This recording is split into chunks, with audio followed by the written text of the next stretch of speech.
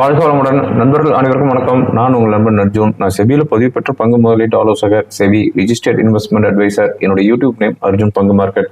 இன்னைக்கு 24th April post market போட்டு பார்த்துடலாம். அதாவது நிஃப்டி கூட இன்னைக்கு வந்து ஒரு 40-50 பாயிண்ட் மூவ்மெண்ட் இருந்துச்சு. ஆனால் பேங்க் நிஃப்டியில் மூவ்மெண்ட்டே இல்லை. 48,200 சஸ்டெயின் ஆகிட்டு இருந்துச்சு. இதுதான் வந்து லோ விக்ஸோடைய இம்பேக்ட். ஓகேங்களா? ஓகே, இன்னைக்கு போஸ்ட் மார்க்கெட் போட்டு கோட்டக் பேங்க் பற்றி ஒரு மெசேஜ் கொடுத்துருக்குறாங்க reserve bank of India.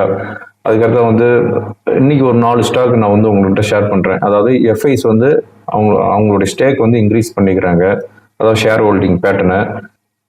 Thursday Nifty bank நிஃப்டியோடைய support and resistance, open interest data, இது எல்லாமே பார்த்துடலாம். எங்கேயும் ஸ்கிப் பண்ணால் பாருங்கள், இந்த வீடியோ உங்களுக்கு கண்டிப்பாக யூஸ்ஃபுல்லாக இருக்கும். ரைட், யூஎஸ் மார்க்கெட் ஜஸ்ட் ஒரு கிளான்ஸ் பார்த்துடலாம். அதாவது யூஎஸ் மார்க்கெட் எஸ்டர்டே அகைன் வந்து ஹையில் தான் க்ளோஸ் ஆயிருக்குது. அதாவது டவ் வந்து 0.69%, நாஸ்டாக் இண்டெக்ஸ் 1.6%, S&P 500 1.2%. இப்போ வந்து நாஸ்டாக் இண்டெக்ஸ் வந்து ஆல்மோஸ்ட் வந்து டபுள் டாப் ஃபார்மேஷன்ல இருக்குது. ஓகேங்களா? அதுக்கடுத்து வந்து யூஎஸ் உடைய வொலாட்டிலிட்டி இண்டெக்ஸ் எஸ்டர்டே வந்து 7.5% வரையும் டவுன் ஆயிருக்குது. 15.7 வந்து செட்டில் ஆயிருக்குது. இப்போ வந்து ரீசெண்டாக வந்த ஹை 20லேருந்து இப்போ வந்து 15.5 வந்துருக்குது. ஓகேங்களா? நம்ம வொலாட்டிலிட்டி இண்டெக்ஸ் இப்போ ரீசெண்டாக வந்த ஹை 16 அரௌண்டு. இன்னைக்கு அதாவது எஸ்டர்டே வந்து 9.7 அரௌண்ட் வந்துட்டு இன்னைக்கு வந்து 10.2 வந்து செட்டில் ஆயிருக்குது. டெஸ்லா ஷேர்ஸ் வந்து எஸ்டர்டே வந்து யூஎஸ் மார்க்கெட் க்ளோசிங் டைம்ல தான் ஏர்னிங்ஸ் ரிப்போர்ட் வந்து சப்மிட் பண்ணாங்க. அந்த டைம்ல வந்து என்னுடைய ஃப்ரீ டெலிகிராம் சேனலில் கூட அப்டேட் பண்ணியிருந்தேன். அவங்க ஏர்னிங்ஸ் ரிப்போர்ட் வந்து அவ்வளோ வந்து ஒரு சூப்பர் பெர்ஃபார்மன்ஸ்லாம் பண்ண கிடையாது. ஆனால் வந்து 10% வந்து ஸ்டாக் வந்து இன்க்ரீஸ் ஆயிருக்குது ஆஃப்டர் ஏர்னிங்ஸ் ரிப்போர்ட்டுக்கு அப்புறம். காரணம் என்னன்னா, இந்த ரீசெண்ட் டேஸ்ல வந்து ஹெவி ஃபால் 52 வீக் லோவில் வந்து க்ளோஸ் ஆயிருக்குது. அதாவது $240 பேர் ஷேருக்கு போனது இப்போ வந்து $140 அரௌண்ட் வந்துருக்குது. ஸோ அதனோட இம்பேக்ட் தான் வந்து டெஸ்லா ஷேர்ஸ் வந்து ஒரு ரேலி. ஜெனரல் மோட்டார்ஸ் 4% எஸ்டர்டே வந்து யூஎஸ் மார்க்கெட்ல வந்து ஏறிக்குது. அவங்க வந்து ஒரு ஸ்ட்ராங் ஆனுவல் ஃபோர்காஸ்ட் கொடுத்துருக்குறாங்க. காலையில் ஏசியன் மார்க்கெட்டை பொறுத்தவரையும் ஜாப்பனீஸ் நிக்கி, ஹாங்சங் இண்டெக்ஸ் 2% ஈச் ஹையில் இருந்துச்சு. ஷாங்காய் இண்டெக்ஸ் 0.5% ஹையில் இண்டிகேட் பண்ணிட்டு இருந்துச்சு. நம்ம நிஃப்டி 70 பாயிண்ட்ஸ் அரௌண்ட் வந்து கேப் அப்பில் தான் வந்து இண்டிகேட் பண்ணிட்டு இருந்துச்சு. நம்ம நிஃப்டி ஓப்பன் ஆனது 50 பாயிண்ட்ஸ், அதாவது 22,425, 22,475, தென் க்ளோசிங் வந்து 22,400 அரௌண்டில் வந்து செட்டில் ஆயிருக்குது. ஓகேங்களா? அதாவது நிஃப்டியில் வந்து ஒரு 50-60 பாயிண்ட்ஸ் தான் மூவ்மெண்ட் இன்னைக்கு whole day. Bank Nifty 48,100 open ஆகிட்டு வித்தின் 10 to 15 மினிட்ஸ் 48,200 வந்துருச்சு. 9:30 3:30 வரையுமே வந்து 48,200 தான். இன்னைக்கு வந்து ஆப்ஷன் செல்லருங்களுக்கு, அதாவது பேங்க் நிஃப்டியோடைய ஆப்ஷன் செல்லருங்களுக்கு நல்ல ஒரு ப்ராஃபிட் பண்ணியிருப்பாங்க. பட் ஒரு பெரிய ப்ராஃபிட் பண்ணிக்கிறதுக்கு உண்டான வாய்ப்பு இல்லை. காரணம் என்னன்னா, காலையிலேயே வந்து பிரீமியம் வந்து ரொம்ப குறைவாக தான் இருந்துச்சு. ஓகேங்களா? இன்னைக்கு ஃபைனலாக சென்செக்ஸ் 0.2% ஹையில் க்ளோஸ் ஆயிருக்குது. அதாவது 114 பாயிண்ட்ஸ் 73,853 வந்து செட்டில் ஆயிருக்குது. நிஃப்டி 0.15% ஹையில் க்ளோஸ் ஆகிட்டு 22,402 வந்து செட்டில் ஆகுது. இன்னைக்கு ப்ராடர் இண்டிசஸ் பார்க்கும்போது mid cap and small cap almost 1% ஹையில் வந்து க்ளோஸ் ஆயிருக்குது. நம்மளுடைய இந்தியாவுடைய வொலாட்டிலிட்டி இண்டெக்ஸ் 10.2 வந்து செட்டில் ஆயிருக்குது. இதுதான் வந்து போஸ்ட் மார்க்கெட் ரிப்போர்ட். ரொம்ப ஷார்ட்டாக முடிச்சுக்கிட்டேன். இப்போ இருக்கிற இம்பார்ட்டன்ட் நியூஸ் என்னன்னு பார்த்தோம் அப்படின்னா, இந்தியா லெவலில் வந்து தமிழ்நாட்டில் தான் வந்து அதிகமான வெயிலின் தாக்கம் அதிகமாக இருக்குது அப்படின்ட்டு ஃபோர்காஸ்ட் கொடுத்துருக்குறாங்க. ஈரோடு, சேலம் இதெல்லாமே வந்து இந்தியா லெவலில் வந்து டாப் 2 பிளேஸில் வந்துட்டு இருக்குது. ஓகேங்களா? இது எதுக்காக சொல்கிறேன் அப்படின்னா, இந்தியா லெவலில் வந்து பீர் சேல்ஸ் வந்து அதிகமாக வந்துருக்குது அப்படின்ட்டு ரிப்போர்ட் வந்துருக்குது. அதாவது ஹெய்கன் பீர் வந்து ஹியூஜ் டிமாண்டில் போயிட்டு இருக்குது அப்படின்ட்டு ரிப்போர்ட் வந்ததுக்கு அப்புறம் இன்னைக்கு வந்து யூபிஎஸ் ஷேர்ஸ் வந்து ஆல்மோஸ்ட் 10% வந்து ஏறி இருக்குது. அதாவது ஹெய்கன் பீரோடைய கம்பெனி வந்து யூபி. ஸோ இந்த யூபி வந்து இன்னைக்கு 10% ஏறி இருக்குது. என்ன கிங்ஃபிஷரும் வந்து அதிகமாக வந்துச்சு அப்படின்னா மெக்டவுலும் வந்து ஏறுறதுக்குனால வாய்ப்பு இருக்குது. ஓகேங்களா? ஆர்பிஎன்எல் இன்னைக்கு வந்து 439 crore வந்து ஆர்டர் வந்து வின் பண்ணிக்கிறாங்க சதர்ன் ரயில்வேல இருந்து. நான் வந்து ஆல்ரெடி மெனி டைம்ஸ் நான் சொல்லிட்டு இருக்கிறேன். ஆர்பிஎன்எல் வந்து பார்த்தீங்கன்னா 200 crore வந்து 1000 crore ஆர்டர் வந்து ஹியூஜாக வந்து வின் பண்ணிகிட்டே இருக்கிறாங்க. இதனுடைய இம்பேக்ட் எல்லாமே வந்து அந்த ஒர்க் ஸ்டார்ட் பண்ணி அவங்க வந்து இம்ப்ளிமெண்ட் பண்ணும்போது அதனுடைய ரிசல்ட் வந்து அவங்களுடைய ஏர்னிங்ஸ் ரிப்போர்ட்டில் வரும். அப்படிங்கும்போது அந்த டைமில் வந்து ஆர்பிஎன்எல் ஸ்டாக் வந்து நல்ல ஒரு ஹையில் இருக்கும். ஸோ ஆர்பிஎன்எல் ஸ்டாக்கை பொறுத்தவரைக்கும் எவ்ரி டிக்ளைன் நீங்கள் வந்து ஹோல்டு பண்ணிகிட்டே இருக்கலாம். இந்த ஸ்டாக்கு. குரூட் வந்து $88 பெர் பேரல் வந்துருக்குது. கோல்டு பிரைஸ் வந்து $2340 பெர் அவுன்ஸ் வந்துருக்குது. ஓகேங்களா, இது வந்து இப்போ இருக்கிற முக்கியமான நியூஸ். அதுக்கு அடுத்ததான் வந்து ரிசர்வ் பேங்க் ஆஃப் இந்தியா வந்து கோட்டக் மஹேந்திரா பேங்க்கு சம் கைட்லைன்ஸ் கொடுத்துருக்குறாங்க. என்ன அப்படின்னா, புதுசாக வந்து கிரெடிட் கார்டு வந்து என்ரோல்மெண்ட் பண்ணக்கூடாது, online account, net banking, mobile banking இது எல்லாமே வந்து இமீடியட்டாக வந்து ஸ்டாப் பண்ணணும் அப்படின்ட்டு கோட்டக் பேங்க் வந்து ஒரு கைட்லைன்ஸ் கொடுத்துருக்குறாங்க. இது எதுக்காக அவங்க கொடுத்துருக்குறாங்க அப்படின்னா, லாஸ்ட் 2 இயர்ஸாகவே வந்து ரிசர்வ் பேங்க் ஆஃப் இந்தியா அவங்களுடைய டெக்னாலஜி குரூப்பில் வந்து இன்ஸ்பெக்ஷன் நடத்திருக்கிறாங்க.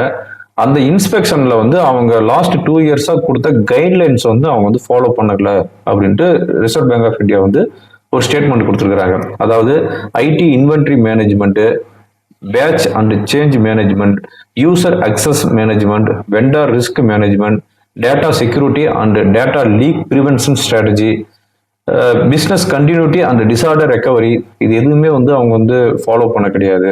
அதனால இந்த பெனல்ட்டி அவங்களுக்கு வந்து கொடுக்குறோம் அப்படின்னு சொல்லி ரிசர்வ் பேங்க் ஆஃப் இந்தியா வந்து ஸ்டேட்மெண்ட் கொடுத்துருக்குறாங்க. யூனோ இந்த கோட்டக் பேங்க் வந்து அவங்க வந்து இந்த லாஸ்ட்டு என்ன சொல்றது, இந்த லாஸ்ட் 10 வருஷமாவே அவங்களுடைய பெர்ஃபார்மன்ஸ் சுத்தமாகவே இல்லை. அதுவும் இந்த லாஸ்ட் 5 to 6 இயர்ஸா கோட்டக் மஹேந்திரா பேங்க்னு ஒரு பேங்க் ட்ரேட் ஆகுதா அப்படின்றது கூட நிறைய ட்ரேடர்ஸுங்களுக்கு தெரியாது. காரணம் என்னன்னா, அந்த பெர்ஃபார்மன்ஸே இல்லாத ஒரு பேங்க். இந்த 2019 வந்து 2024 வரையும் இந்த ஸ்டாக்குடைய மூவ்மெண்ட் வந்து $1600 $2000 இந்த ரேஞ்சுக்குள்ள தான் இருக்குது. அதான் $400 ரேஞ்சில் தான் இந்த கோட்டக் மஹேந்திரா பேங்க் வந்து ட்ரேட் ஆகிட்டு இருக்குது. ஆல் டைம் ஹை வந்தது வந்து 2021 2240.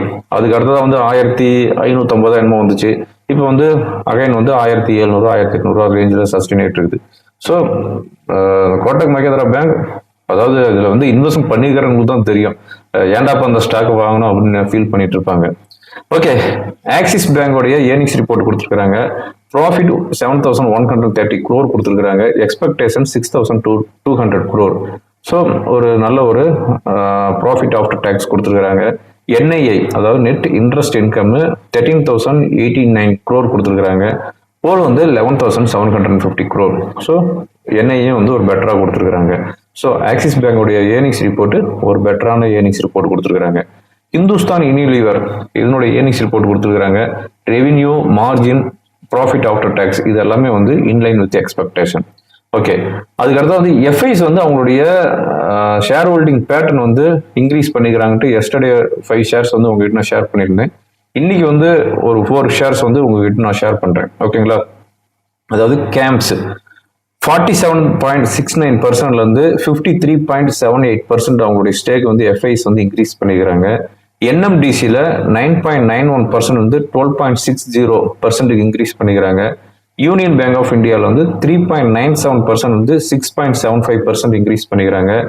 ஜேஎஸ்டபிள்யூ எனர்ஜி 8.37% இருந்து 13.34% அவங்களுடைய ஸ்டேக் வந்து இன்க்ரீஸ் பண்ணிக்கிறாங்க. இது வந்து லாஸ்ட் குவார்டர். ஓகேங்களா, இதுல ஏதாவது உங்களுக்கு டவுட்ஸ் இருந்துச்சு அப்படின்னா ஸ்கிரீனர் வெப்சைட்ல போயிட்டு ஷேர் ஹோல்டிங் பேட்டர்ன் பாட்டம்ல இருக்கும், அதுல போயிட்டு எஃப்ஐ ஷேர் ஹோல்டிங் பேட்டர்ன் பார்த்தீங்க அப்படின்னா இந்த CAMS, NMDC, Union Bank of India, JSW Energy இதை பார்த்தீங்கன்னா நான் சொன்ன ஃபிகர் எல்லாமே மேட்ச் ஆகும். ஓகேங்களா, நான் எதுக்காக சொல்றேன் அப்படின்னா கிராஸ் செக் பண்ணிக்காங்க. நான் சொல்றதே உண்மை அப்படின்னு நம்பிக்கிட்டு இருக்காதீங்க அப்படிங்கிறதுக்காக நான் சொல்றேன். ஓகே, இப்போ இருக்கிற ஈவெண்ட்ஸ் என்னன்னு பார்த்தோம் அப்படின்னா, இன்னைக்கு வெனஸ்டே ஈவினிங் 6 o'clock யூஎஸ்ஏல இருந்து durable goods order month on month data வருது. தேர்ஸ்டே April 25 ஈவினிங் 6 o'clock யூஎஸ்ஏல இருந்து ஜிடிபி வருது. 3.4% ப்ரீவியஸாக இருக்கிறது. Forecast 2.3%. At the same time யூஎஸ்ஏல இருந்து இனிஷியல் ஜாப்லெஸ் கிளைம்ஸ் டேட்டா வருது. அதாவது இந்த வீக்கை பொறுத்தவரையும் ஈவெண்ட்ஸ் ரொம்ப குறைவு. அதாவது ஒவ்வொரு வாரமும் வந்து 4-5 ஃபெட் கவர்னர்ஸோடைய ஸ்பீச் இருக்கும். ஆனால் இந்த வாரத்தில் வந்து ஒரு ஃபெட் கவர்னர் ஸ்பீச் கூட கிடையாது. ஓகேங்களா, ஓகே, இந்த வீடியோ ரெக்கார்ட் பண்ணிட்டு போது யூஎஸ் ஃபியூச்சர் 65 பாயிண்ட்ஸ் வந்து டவுன்ல ட்ரேட் ஆகிட்டு இருக்குது. யூரோப் மார்க்கெட் எல்லாமே வந்து ஃபிளாட்டாக தான் ட்ரேட் ஆகிட்டு இருக்குது. எஃப்ஐஸ் டேட்டா அப்டேட் ஆயிடுச்சுன்னு ஒரு தடவை செக் பண்ணிக்கிறேன். இந்த வீடியோ ரெக்கார்ட் பண்ணிட்டு 6:15 ரெக்கார்ட் பண்ணிட்டு இருக்கிறேன். எஸ் 24th April அப்டேட் ஆயிடுச்சு. எஃப்ஐஸ் 2511 crore வந்து செல் பண்ணிக்கிறாங்க. டொமஸ்டிக் 3809 crore வந்து பை பண்ணிக்கிறாங்க. ஓகேங்களா, ஓகே, இப்போ ஓவராலாக நம்ம மார்க்கெட் எப்படி தான் இருக்குது அப்படின்னு நீங்க கேட்டீங்க அப்படின்னா, நீங்கள் கேட்கலாம் சொல்லுவேன். ஓகேங்களா? ரைட். வீக்லி அனலைசிஸ் ரிப்போர்ட் நான் சொன்ன மாதிரி தான் அந்த லெவலில் வந்து சேஞ்ச் பண்ண விரும்பல. நிஃப்டியோடைய ரெசிஸ்டன்ஸ் 22,450 22,500 நான் லாஸ்ட் 3 டேஸாகவே வந்து கூவிக்கிட்டு இருக்கிறேன். இன்னைக்கு வந்துருக்கிற ஹை 22,475, க்ளோஸ் ஆகிருக்குது 22,400. ஓகேங்களா? இன்னைக்கு வந்து மந்த்லி எக்ஸ்பிரி, அதாவது பேங்க் நிஃப்டி அப்படிங்கும்போது பேங்க் நிஃப்டி வந்து ஸ்ட்ராங்காக கன்சால்டேட் ஆகிட்டு இருந்துச்சு. எங்கேயுமே வந்து மூவ்மெண்ட்டே இல்லை.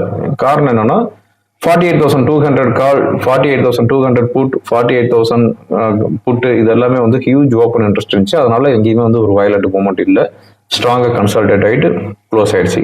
நாளைக்கு வந்து நிஃப்டியோடைய மந்த்லி எக்ஸ்பிரி. ஓகே, இப்போ நான் சொன்ன லெவலே தான் 22,450 to 22,500 ஒரு strong resistance. Support as of now 22,300, then 22,200. 22,200 கொஞ்சம் மேஜரான சப்போர்ட்டாக இருக்கும். ஓகேங்களா? ஸோ இதுக்குள்ள தான் வந்து ரேஞ்ச் பவுண்டில் இருக்கிறதுக்கு உண்டான வாய்ப்பு இருக்குது. அதாவது பேங்க் நிஃப்டி எக்ஸ்பிரியில் பேங்க் நிஃப்டி ஸ்ட்ராங்காக கன்சால்டேட் பண்ணிட்டு நிஃப்டி வந்து ஆடுறாங்க. நிஃப்டியோடைய எக்ஸ்பிரியில் நிஃப்டி வந்து ஸ்ட்ராங்காக வச்சுக்கிட்டு பேங்க் நிஃப்டி வந்து ஆட்டுவாங்க. ஓகேங்களா? பார்க்கலாம் நாளைக்கு எப்படி இருக்குது அப்படின்ட்டு. ஓகே, இப்போ தேர்ஸ்டே நிஃப்டி பேங்க் நிஃப்டியோடைய support and resistance, open interest என்ன இண்டிகேட் பண்ணுது அப்படிங்கிறத பார்த்துடலாம். இப்போ நான் பார்த்துட்டு இருக்கிறது நிஃப்டியோடைய ஓப்பன் இன்ட்ரெஸ்ட்டு. நிஃப்டியோடைய ஓப்பன் இன்ட்ரெஸ்ட் பார்க்கும்போது 22,500 ஒரு ஸ்ட்ராங் ரெசிஸ்டன்ஸாக இருக்கிறதுக்கு வாய்ப்பு இருக்குது. அதுதான் வந்து இண்டிகேட் பண்ணிட்டு இருக்குது. 22,500 காலில் ஹியூஜ் ஓப்பன் இன்ட்ரெஸ்ட் இருக்குது. 1,30,00,000 இருக்குது. 22,400 கால் அண்ட் புட்டில் ஈக்குவல் ஓப்பன் இன்ட்ரெஸ்ட் இருக்குது. ஓகேங்களா? இங்கே ஓவரால் ஓப்பன் இன்ட்ரெஸ்ட் பார்க்கும்போதும் கால் அண்ட் புட்டில் வந்து ஈக்குவலாக தான் இருக்குது. ஓகேங்களா? இப்போ நம்ம பார்த்துட்டு இருக்கிறது பேங்க் நிஃப்டியோடைய டே கேண்டில் பார்த்துட்டு இருக்கிறோம். பேங்க் நிஃப்டி பொறுத்தவரை ரெசிஸ்டன்ஸ் அப்படின்னு பார்க்கும்போது 48,200 to 300 லெவல். இதே லெவல் தான் நான் வந்து வீக்லி அனலைசிஸ் ரிப்போர்ட்லையும் சொல்லியிருக்கிறேன். இப்போ வந்து 3 செஷன் வந்து கம்ப்ளீட் ஆயிடுச்சு. இதுதான் வந்து ரெசிஸ்டன்ஸாக வந்துருக்குது. 48,250 to 48,300. இது வந்து ஒரு மேஜர் ரெசிஸ்டன்ஸு. ஓகேங்களா? இதுக்கு மேலே 48,300க்கு மேலே சஸ்டெயின் ஆகிட்டு இருந்தால் மட்டும்தான் வந்து 48,500 போகிறதுக்குண்டான வாய்ப்பு இருக்குது. சப்போர்ட் அப்படின்னு பார்க்கும்போது 48,000 அதுக்கு கீழே வந்துச்சு அப்படின்னா 47,850. 47,850க்கு கீழே வந்துச்சு அப்படின்னா 47,650. ஓகேங்களா? ஸோ சப்போர்ட் அண்ட் ரெசிஸ்டன்ஸ் வந்து ரொம்ப டைட்டாக தான் இருக்கும். ஏன்னா மார்க்கெட் வந்து ரொம்ப ரேஞ்சில் இருக்கிறதுனால. நம்ம பார்த்துட்டு இருக்கிறது நிஃப்டியோடைய டே கேண்டில் பார்த்துட்டு இருக்கிறோம். நிஃப்டியோட டே கேண்டில் பொறுத்தவரையும் இதே சேம் லெவல் தான். இந்த லெவல் வந்து சேஞ்ச் பண்ணவே விரும்பல. 22,450 to 22,500 இதுதான் வந்து ரெசிஸ்டன்ஸ், ஸ்ட்ராங் ரெசிஸ்டன்ஸ். அதாவது இப்போ ரீசெண்டாக வந்த லோ, அதாவது லாஸ்ட் வீக் வந்த லோ வந்து பார்த்தீங்கன்னா 21,777. இப்போ வந்து 22,400. ஓகேங்களா? ஆல்மோஸ்ட் 600 பாயிண்ட்ஸ் வந்து நிஃப்டி ரேலி வந்துருக்குது இந்த லாஸ்ட் 4 செஷனில். அப்படிங்கும்போது இந்த லெவல் வந்து ஒரு ஸ்ட்ராங் ரெசிஸ்டன்ஸாக இருக்கும். 22,500க்கு மேலே இருந்துச்சு அப்படின்னா மட்டும்தான் ஃபர்தராக மூவ்மெண்ட் எக்ஸ்பெக்ட் பண்ணலாம். அதர்வைஸ் சப்போர்ட் அப்படின்னு பார்க்கும்போது 22,350, 22,300. ஓகேங்களா? 22,350 to 22,300. அதுக்கு கீழே வந்துச்சு அப்படின்னா 22,200. ஓகே ஃப்ரெண்ட்ஸ், இந்த வீடியோ உங்களுக்கு ரொம்ப யூஸ்ஃபுல்லாக இருக்குன்னு நினைக்கிறேன். யூஸ்ஃபுல்லாக இருந்துச்சு அப்படின்னா உங்கள் ஃப்ரெண்டுங்களுக்கு ஃபார்வர்ட் பண்ணுங்கள். தேங்க்யூ ஃபார் வாட்சிங். வாழ்க வளமுடன்.